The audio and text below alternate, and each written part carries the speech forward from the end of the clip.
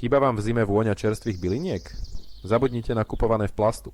Ukážem vám najjednoduchší spôsob, ako si vypestovať vlastnú záhradku priamo na parapete, aj keď nemáte žiadne skúsenosti. Všetko, čo potrebujete, je široký, ale plytký kvetináč s drenážnymi otvormi. Naplňte ho kvalitným substrátom pre bylinky.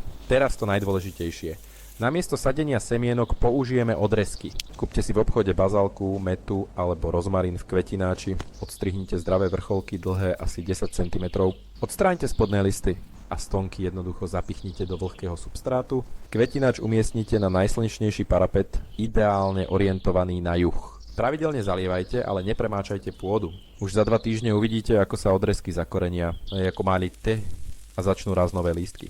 Kľúčom k úspechu je slnko a správny výber.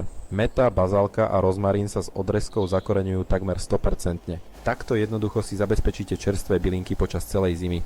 Vyskúšajte túto metódu ešte dnes a prevoňajte si kuchyňu vlastnou úrodou.